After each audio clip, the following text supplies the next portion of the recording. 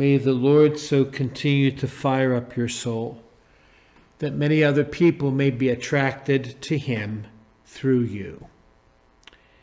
Today we celebrate the Solemnity of the Most Sacred Heart of Jesus, going all the way back to the first Good Friday, in which Jesus' side was pierced, blood and water flowed from his own heart.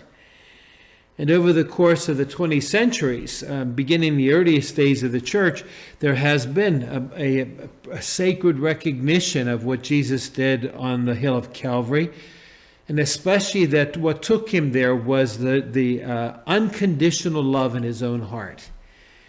And a great devotion to the Sacred Heart of Jesus has developed over the course of the centuries. And the two saints who have most promoted the devotion to the Sacred Heart were both in the 17th century, St. John Eudes and St. Margaret Mary Alacoque. And in 1856, Pope Pius IX was the one who established this as a universal feast of the Church.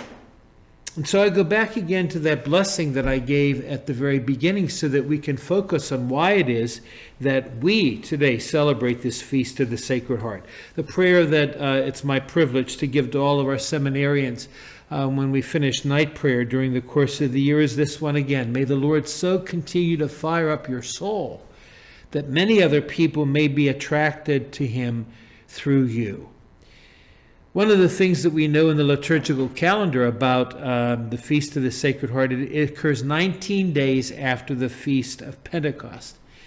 And while there are many images that call us to what happened in the upper room of Pentecost, the one that is the most popular shows flames of fire that are over the head of the Blessed Mother and the apostles who were there.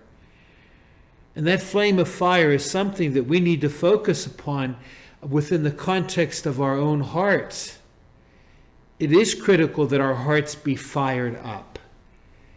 Because you and I know very well that there are many times in our lives when our hearts can become faint and hardened because of the hard knocks of life.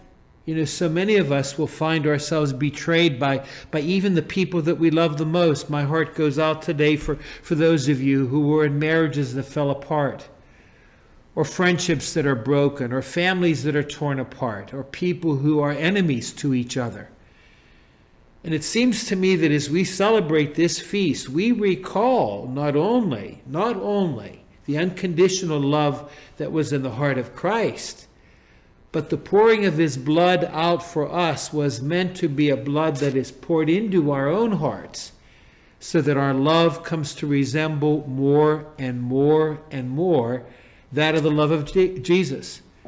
So what does that mean in plain language? Well, maybe today, where we might be tempted to gossip or to say an uncharitable word about somebody else, we dig down deep into our hearts with the blood of Christ and speak rather charity. Or maybe when we want to find ourselves to be locked away in some corner, not caring about the concerns of other people, especially in these days when there's so much division, the love that's in our own hearts, the love of Jesus in our own hearts is going to call us to come out of ourselves, to be there for folks. In whatever way, in so many ways in the course of this day and every day, we can, in fact, as we are called to do, to live out the love of Jesus. And so today, I pray for you in a very particular way. May the Lord so continue to fire up your soul that many other people may come to know God through you.